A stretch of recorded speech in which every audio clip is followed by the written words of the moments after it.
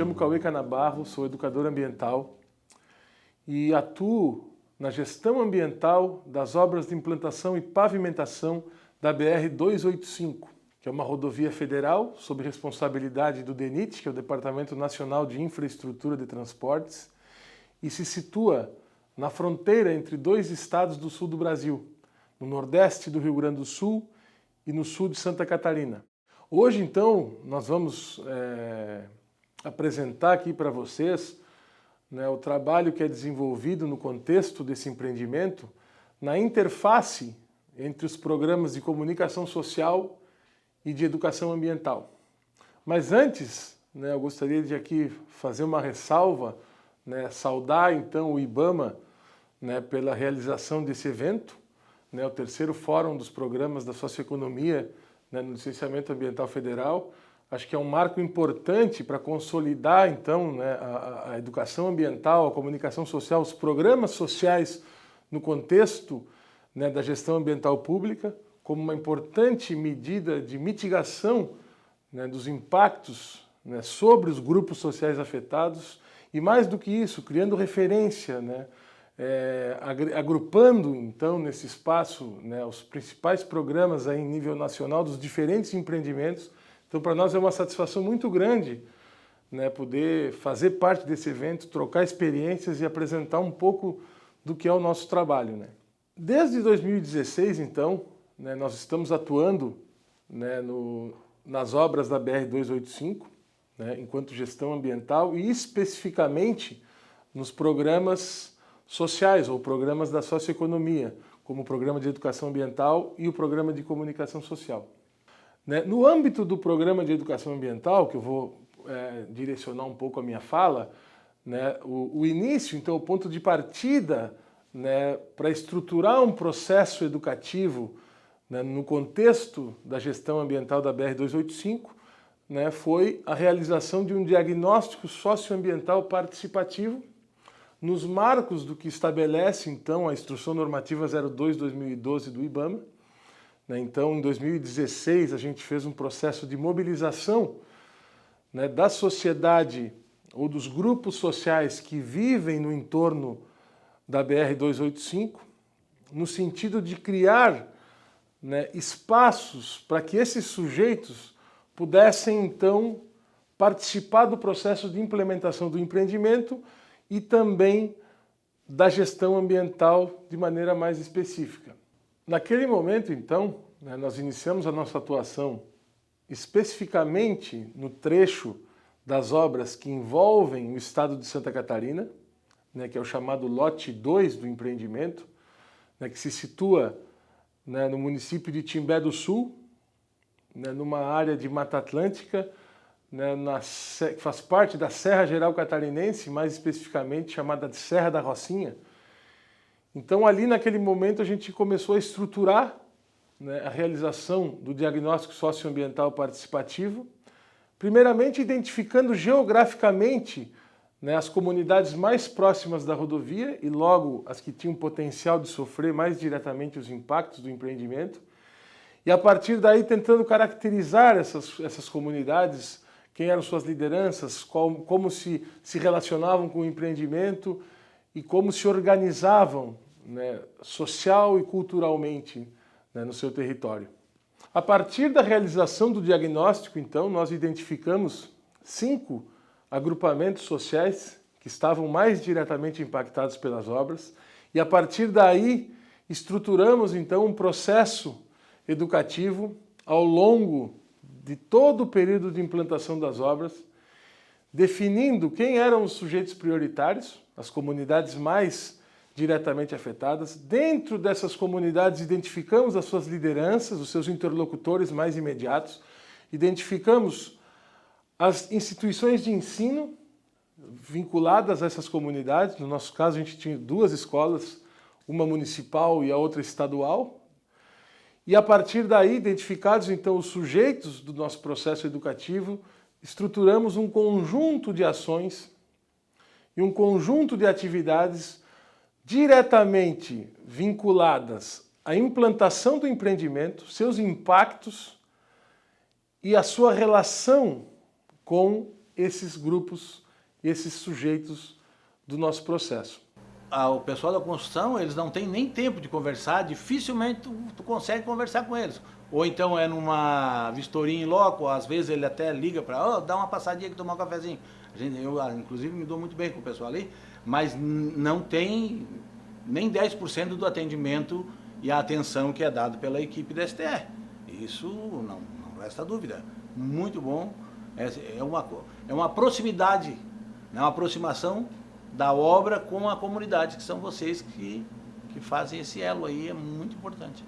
Durante a realização do diagnóstico, então, podemos identificar as expectativas da comunidade em relação ao empreendimento, em relação ao futuro da própria região e, fundamentalmente, trazer esses sujeitos para o contexto do empreendimento, dos seus impactos e das medidas mitigadoras desenvolvidas sobre o ambiente onde eles estão inseridos. Para trazer um pouco da ação que nós vamos apresentar aqui, que está muito relacionada com as perspectivas que foram identificadas através das ações estruturadas no contexto do Programa de Educação Ambiental, e aí já trago aqui que trabalhamos de maneira articulada o Programa de Educação Ambiental e o Programa de Comunicação Social, mantendo as suas especificidades, mas se potencializando nessa inter-relação. A gente identificou que em Timbé do Sul tem uma expectativa muito grande em relação ao desenvolvimento da região a partir da potencialização das atividades de turismo. Isso identificamos a partir de ações que desenvolvemos junto especificamente a uma escola local chamada Escola de Ensino Básico Timbé do Sul, aonde nos inserimos no contexto das ações pedagógicas, trazendo a discussão da obra, dos seus impactos, mas também percebendo o que significava esse empreendimento para a comunidade e quais as possibilidades colocadas a partir da sua implantação. Então foi nesse sentido que desenvolvemos oficinas, das quais vamos tratar na sequência, para trabalhar com os estudantes que tipo de turismo eles esperam para a região. Como esse turismo, como essa atividade pode aliar um desenvolvimento econômico e social baseado nos princípios da conservação da biodiversidade, da valorização da cultura, ou seja, da sustentabilidade socioambiental. E a partir daí fomos desenvolvendo permanentemente com esses sujeitos essa temática e discutindo com eles, a partir do seu protagonismo, como esse tema poderia alavancar, né, ou potencializar ações positivas na região. Eu gostaria de enfatizar aqui a importância que foi a realização do diagnóstico socioambiental participativo para que a gente tivesse essa imersão, né, na dinâmica local, compreendesse como é que aqueles sujeitos, com aqueles grupos sociais se relacionam com o seu território, se relacionam com o empreendimento e compreender, a partir das suas vivências, né, os impactos gerados por esse empreendimento. Então o diagnóstico socioambiental ele foi fundamental e, mais do que isso, ele foi o ponto de partida para que a gente mantivesse uma interlocução permanente com esses sujeitos, esses grupos sociais, que vocês vão ver, né, a partir dos seus depoimentos, o quanto é importante essa interlocução com os sujeitos e as questões partirem deles, da sua realidade, dos seus anseios, das suas expectativas, né, que o caso que nós trazemos aqui, então, surge justamente numa ação com uma escola, aonde os estudantes e os professores trouxeram o seu anseio, né, em relação ao turismo e ao desenvolvimento regional, valorizando a sua identidade cultural e a sua riqueza natural a partir da utilização das ferramentas audiovisuais. Então a gente conciliou essa nossa possibilidade de trabalhar enquanto gestão ambiental com essas expectativas e o resultado é esse que a gente está trazendo aqui para apresentar para vocês. A chegada da gestão ambiental aqui, ela veio assim, acho que na melhor hora que deveria ter chego, porque ela veio junto com o projeto do MI. Aí os professores, em planejamento, sentaram, recebemos a visita, né, da equipe da gestão ambiental, e juntos eles conseguiram elaborar todo essa novidade de projetos voltados para conhecer o município, a princípio conhecendo o município no primeiro ano. Então, algumas trilhas a gente fez, a gestão ambiental acabou também tendo a oportunidade de conhecer junto com a gente também, né, alguns ambientes aqui, alguns pontos turísticos. E depois, a cada encontro, a cada reunião, a cada planejamento, iam surgindo novas ideias, novos projetos. Pensando em ensino médio, antes da gestão ambiental aqui na escola, e ensino médio com a gestão ambiental, teve uma mudança muito grande no interesse deles, tanto em conhecer coisas diferentes dentro do município, explorar o município, quanto também a parte de futuro para eles, né? Despertou muito. A parte de conhecer um pouco a fauna, a flora, levar os alunos a conhecer a parte da obra em si, né? O cuidado com os animais, o cuidado com as plantas, porque a gente vive num município que praticamente está dentro da Mata Atlântica, e uma parte muito preservada, né? O costão da serra, ele é muito preservado. E a gente embutir isso na mente deles, trazer de alguma forma para o dia a dia deles, para mudar um pouco essa cultura, né? Do consumir, consumir, consumir e não preservar. É um olhar sobre a floresta de uma outra forma, né? A floresta, ela existe. Eu vejo que hoje eles olham de outra forma. Muitas vezes, o olhar sobre o animal, ele existe, ele está aí. Mas hoje o olhar que a cidade vai crescer, vai prosperar, muitas pessoas vão passar por aqui, então o turismo vai crescer, o comércio vai crescer, mas a cidade não pode expandir e destruir o que é de mais bonito nela. Meu nome é Amanda Montanha, eu sou jornalista e trabalho no programa de comunicação social da BR-285 desde 2016. O programa de comunicação atua na lógica dos princípios da informação e da participação, buscando ao mesmo tempo garantir a divulgação das informações do empreendimento, dos seus impactos e das medidas mitigadoras, como também os meios e os canais para que a população participe do processo. E um dos objetivos específicos é a articulação com os demais programas da gestão ambiental, mais especificamente com o de educação ambiental. É essa interface de que trata o nosso projeto. A partir, então, das oficinas de produção audiovisual desenvolvidas na Escola de Educação Básica Timbé do Sul, nós procuramos trabalhar com as ideias de pertencimento e identidade, como forma de estimular o protagonismo da comunidade na valorização do ambiente e da cultura local. Para isso, foram realizadas saídas a campo com os alunos e professores, para que eles conhecessem e fotografassem esse rico patrimônio do município. E também, em um segundo momento, foram gravados depoimentos dos moradores mais antigos do município, para que eles contassem, da sua perspectiva, a história da formação de Timbé do Sul, da sua colonização, da relação com os caminhos de tropeiros e da abertura da Serra da Rocinha, trecho que faz parte das obras da BR-285. A nossa equipe, nesse momento, teve como função apenas auxiliar na questão técnica da produção, no uso do equipamento, do enquadramento, da luz, como realizar as entrevistas, mas toda a condução foi feita pelos alunos com o auxílio dos professores. Essas atividades, então, resultaram em uma exposição fotográfica itinerante produzida pelos alunos para a comunidade, cujo lançamento, inclusive, ocorreu numa reunião comunitária da BR-285, e os vídeos produzidos foram apresentados na Feira Multidisciplinar da Escola em 2018, um evento que é aberto à comunidade. Com o potencial dos depoimentos coletados e a repercussão que houve na cidade após a apresentação, o Programa de Comunicação Social vislumbrou a possibilidade de produzir um documentário que falasse mais sobre a abertura da Serra da Rocinha, dessa relação com o caminho dos tropeiros, já que Timbé do Sul reivindica ser parte do caminho dos conventos, e também sobre as expectativas para o futuro a partir da conclusão da rodovia. O documentário foi então lançado em setembro de 2020, no aniversário do município de Timbé do Sul, de forma virtual, em razão da pandemia.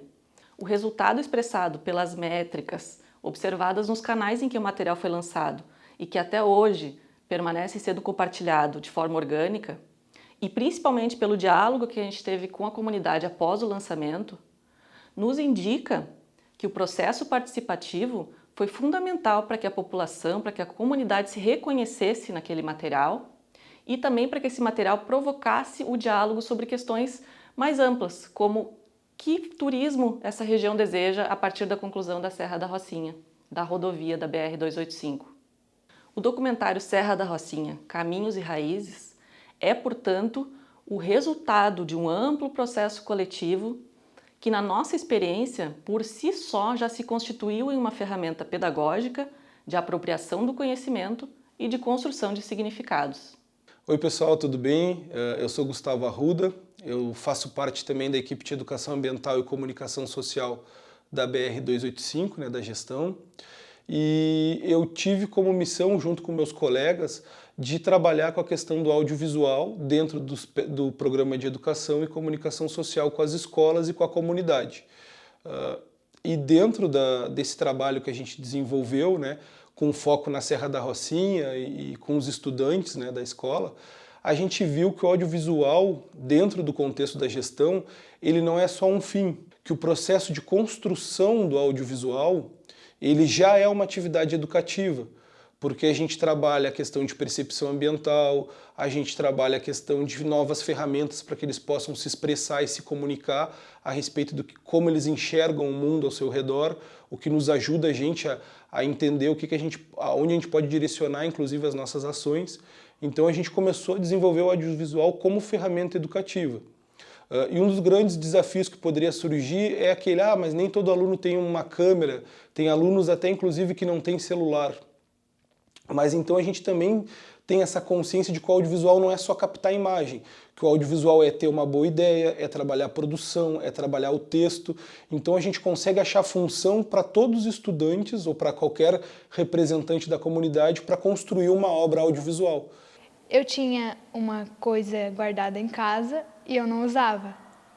E com o projeto eu passei a usar, que é a câmera que eu adquiri 1 ano antes do projeto e eu não tinha como usar, e aí eu aprendi que tem coisas no município que dava para mostrar através da fotografia.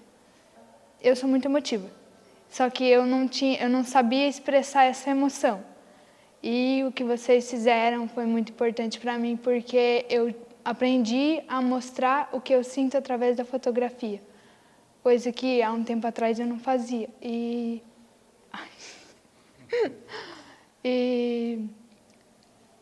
me possibilitou aprender e até mesmo ganhar dinheiro com isso.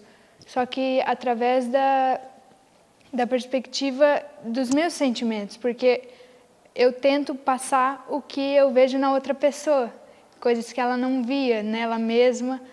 Basicamente, eu aprendi a valorizar o que tem dentro do município. Tem muitos animais aí que a gente não conhece e plantas até mesmo, que eu fiz um artigo sobre a Erigeoirgang, que era uma planta daqui do Timbé, que foi reconhecida por ser nativa daqui e não tem em outro lugar, ainda não encontraram em outro lugar.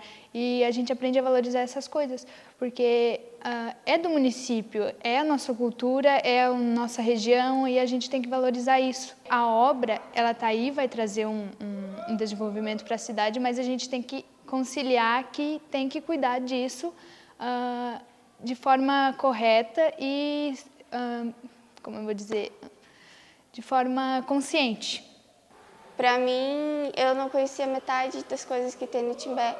A gestão veio, nos mostrou, nos ensinou como cuidar. Ela também nos ensinou como a gente deveria ver. Ela não impôs o jeito que a gente deveria ver, mas sim mudou o nosso olhar sobre isso, sabe?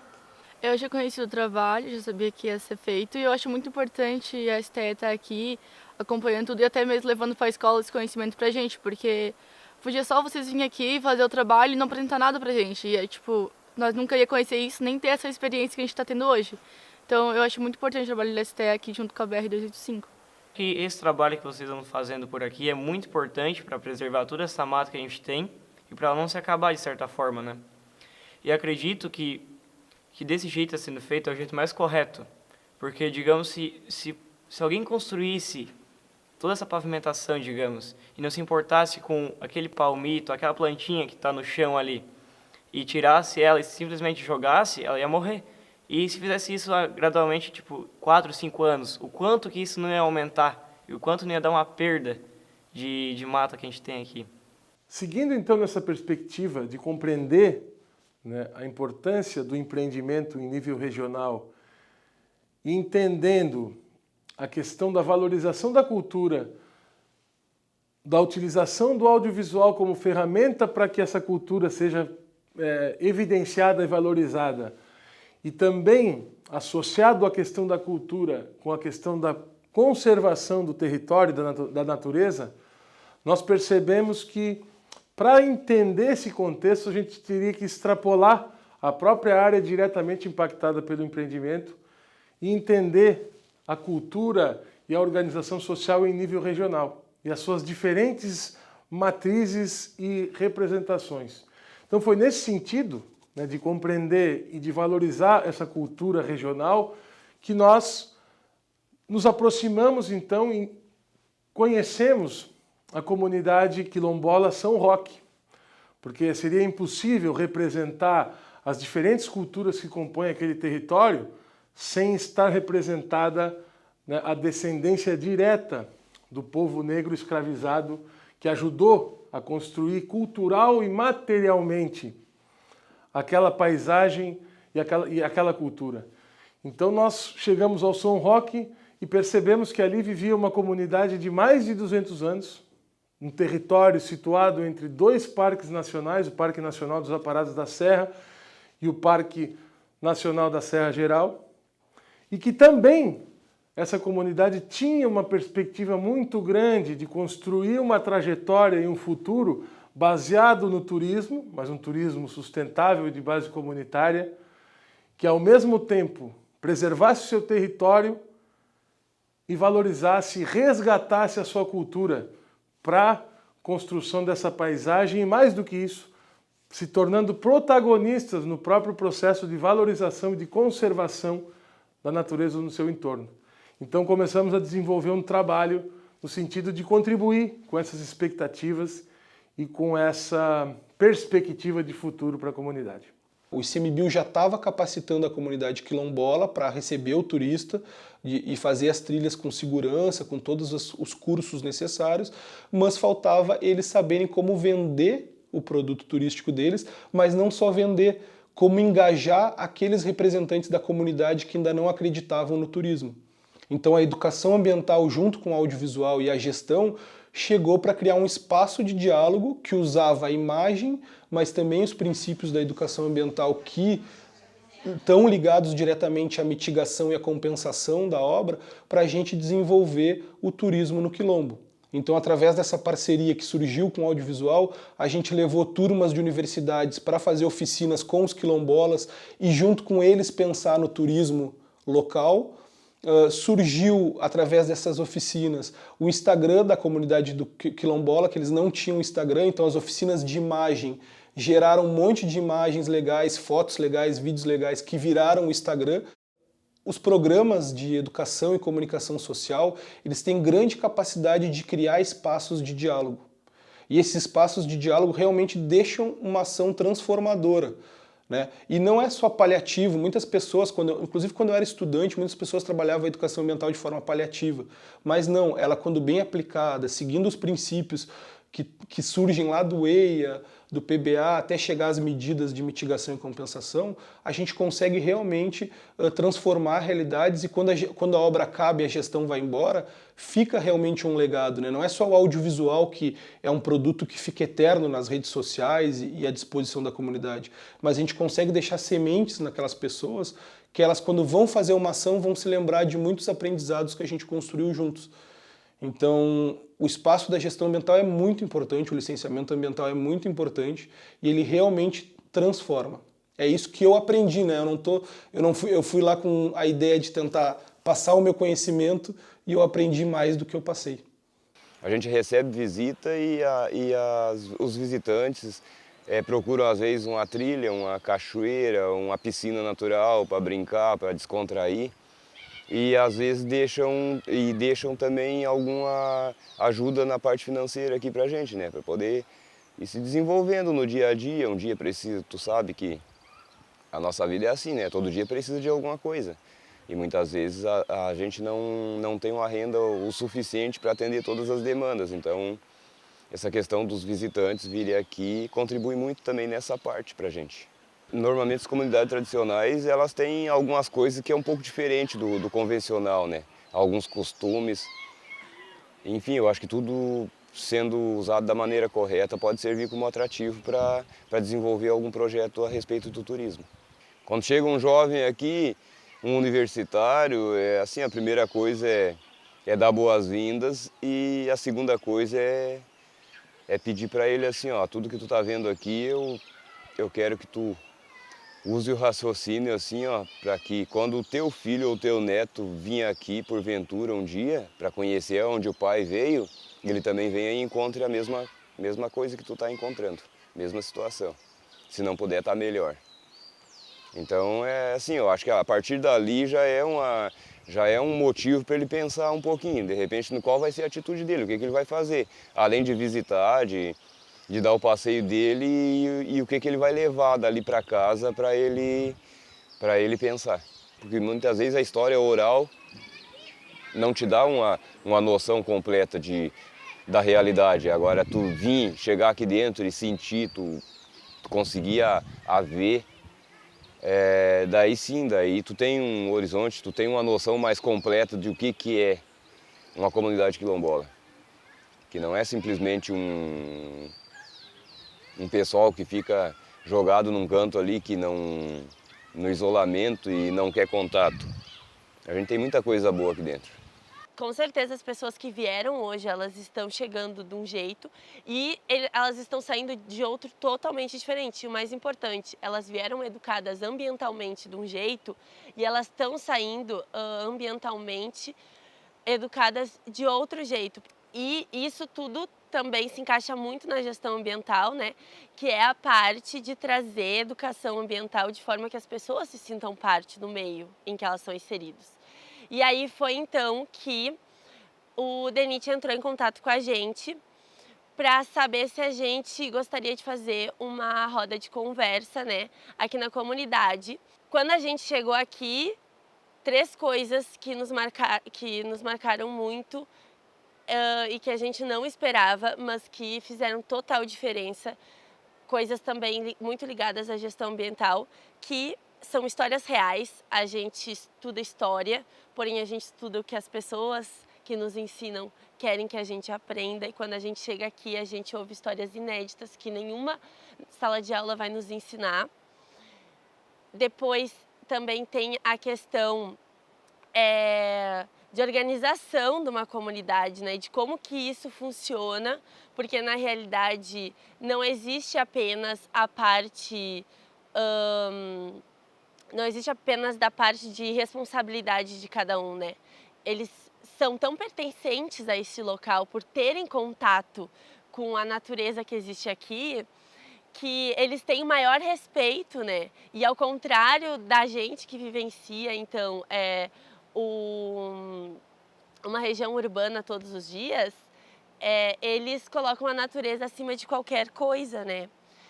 E também a questão do acolhimento, né? A gente acaba ficando muito individualizado e isso acaba acarretando diretamente em como que a gente trata a natureza ao nosso entorno.